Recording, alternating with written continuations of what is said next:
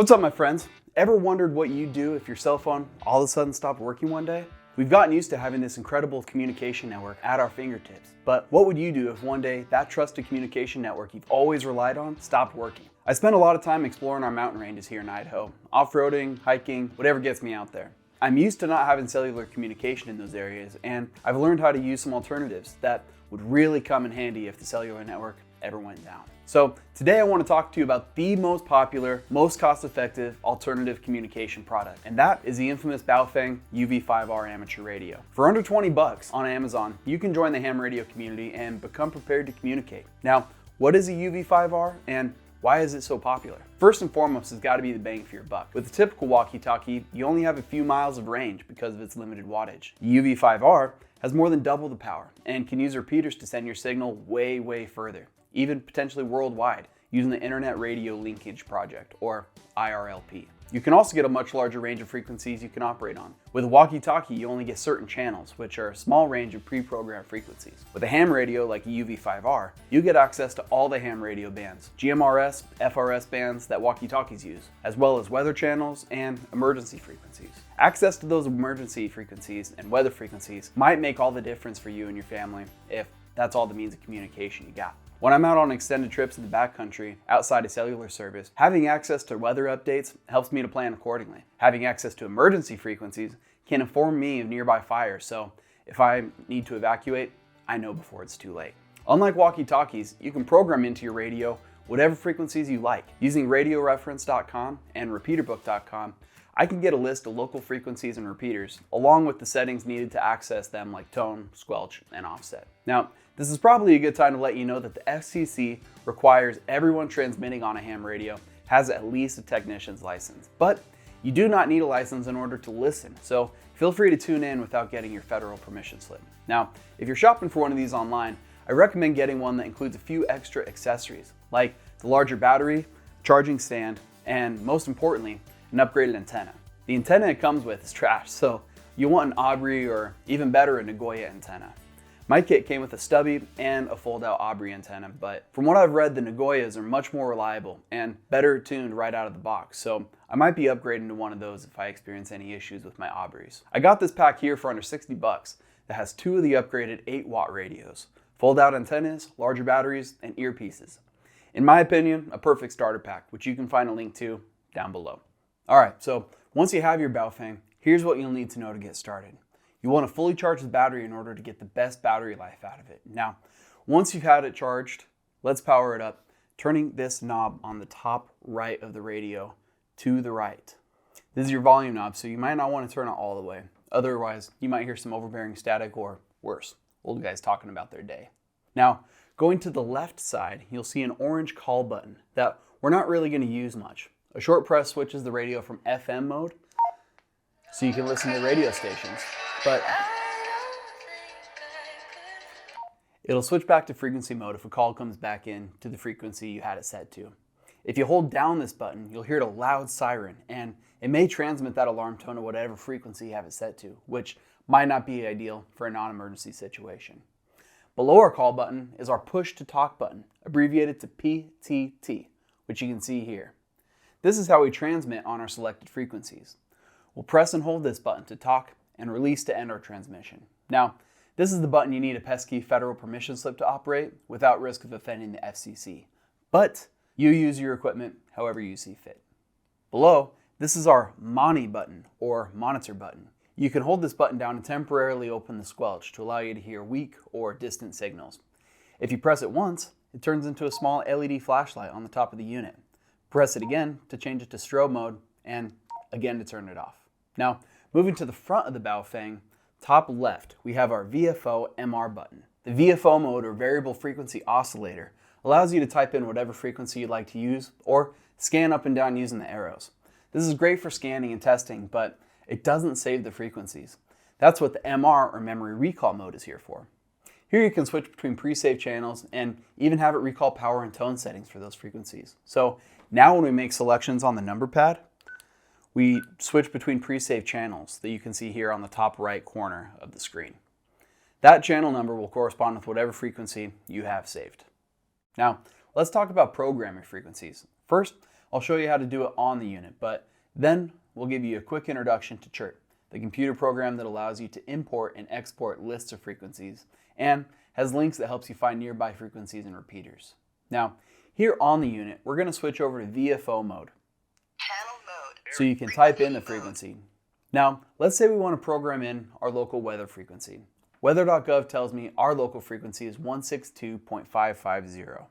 Now, we can hear we found the right frequency, so let's get it saved. We'll hit our menu button and type in 27, which gets us to the memory channel setting. Then we're going to hit menu again. Then we're going to scroll to whichever channel we would like it saved to. Now, all the channels that have a CH in front of it, that means that I already have something saved to this channel. So I am going to save this to spot 51 because I have 1 through 50 saved. I'm going to save this as my channel 51. So now I'm going to hit menu again to save it. Now channel 51 is going to be that weather channel. So if I go back, hit exit, get out of the menu, now when I'm in memory mode and I type in channel 51,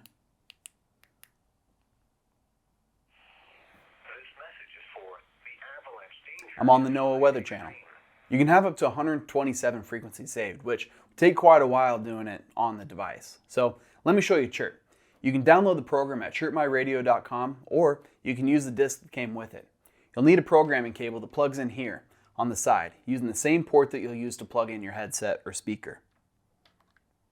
You'll want the unit to be off when plugging it in on both ends. Once both ends are connected, we'll turn the unit back on. Now on our computer, we'll open Chirp. Now that Chirp is open, we'll select the radio and select download from radio. We'll need to select the right settings, the port, the USB, which oftentimes just have to guess through until it works, the vendor, what type of unit it is, ours is Baofeng, and then the model, UV-5R.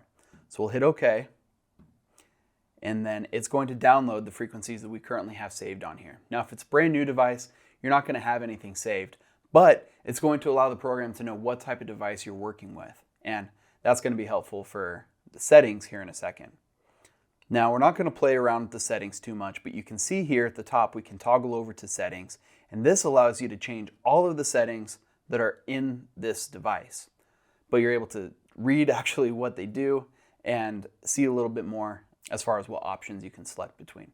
But we're not going to get into settings. That's probably best for a different video. But what you can see is what all I have saved in my memory. Now, a brand new one, like I said, isn't going to have all this. I've pre-programmed in a number of frequencies and repeaters that are in our area using Repeater Book and the other reference. And you can also see number 51 is the weather channel that we just added together. So all these frequencies are listed here. Now let me show you how to get to that query source. So up here at the top of the screen, under radio, you see query source. There's radioreference.com as well as Repeater Book. When we select Repeater Book, we select where we're from, United States, our service, we're amateur, and our state. So I'm going to hit OK, and then it's going to open a second tab up here at the top of the screen. It says Repeater Book. Now this left tab is what's on my Baofeng, and this other one is all of the different repeaters in my area. Looks like there's hundreds of these, 185. Now here on the left under name, it tells me where they're from, what they're named. But over here on the right, sometimes you got to scroll over to be able to see them, but it tells you a little bit more about them, where they're located. So this will help you identify which repeaters are going to be most useful for you. And then what makes this super easy, since it's already in Chirp, what I can do is I can copy and paste any of these that I want added to my list. So I can select number 52, and let's go ahead and paste it there. Not only did it paste the frequency, but also the tone squelch and the offset. So everything I need to be able to use this repeater is programmed in to channel 52 now, making it much easier than if I were to try to do all of that here on the device. So much easier way to be able to save those over. Now, there's the other reference that it mentions on here. Go to radio query source. There's radioreference.com. Now, you're supposed to have a premium account to be able to use it here, and I'm a little too cheap for that. So what I do is I just use their webpage. I can go to radioreference.com, and then I'm able to search my area. Say I went to browse, selected Idaho, since that's where I live. And then there's all these different departments that I can search between. Now, let's see which one is most likely going to be interesting. Idaho State Police. Now I can click there and see all these different frequencies for these different areas. Now, none of these are really close to me. We can keep scrolling.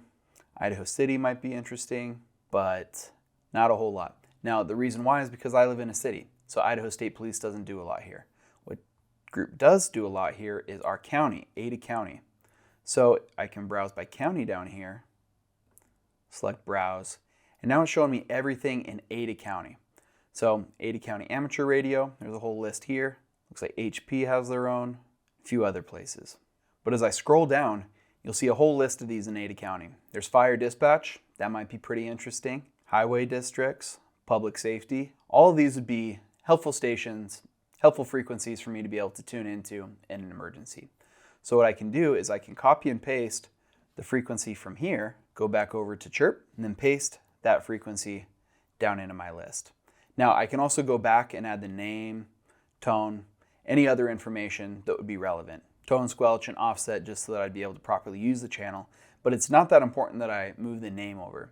It's great to have the name when I'm trying to organize things in Chirp, but the name doesn't actually show up on the screen of the Baofeng. So that's not going to be helpful in identifying which frequency is which. Now, here's a list of frequencies that I have saved that I want to upload back onto the unit. So what I'm going to do is I'm going to go up to radio, upload to radio. It's the same USB source as what we downloaded from. And I'm going to select OK. Now what it's doing is it's cloning this list onto my device. So every frequency that we have saved to their designated channels is going to import onto my device. So it's going to be in the same order. So when I go to channel 10, it'll be the same as channel 10 that I've saved on this list here in Chirp. Almost done. Great. So now that it's done, I can unplug my connection. Go ahead and power it off first. So now that I'm in memory mode, if I hit 0,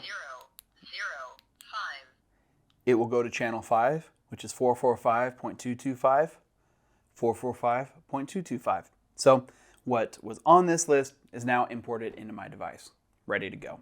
You'll see on the screen how there are two frequencies listed. These are your A and B frequencies. You'll see a blue A and B button that allows you to switch back and forth between the two frequencies on the screen. You'll see an arrow appear next to whichever frequency you have selected. This allows you to quickly switch back and forth between frequencies and even allow you to listen to two channels at once. If you want to be able to monitor both channels at the same time, you'll need to enable dual watch mode. Just hit menu, 7, menu again, and then change it to on. Then press menu again to save the change. Now you'll be able to receive signal from both frequencies simultaneously. Now, you'll likely want to have these same frequencies saved to another unit. So what we can do is save this list in Chirp, and then we can plug in a different unit and we can upload the same list to that unit. I recommend getting in touch with some local ham operator groups on Facebook. You'll likely find some really helpful people that are willing to pass on some of their knowledge and even share their radio programming with you. Who knows? You might find some friends and find out that radio communication stuff is a pretty cool hobby. Well, now you know just enough to be dangerous with one of these. Have fun getting to know the unit and what all you can do with it. Until next time, this has been Jake with Pantry Prep.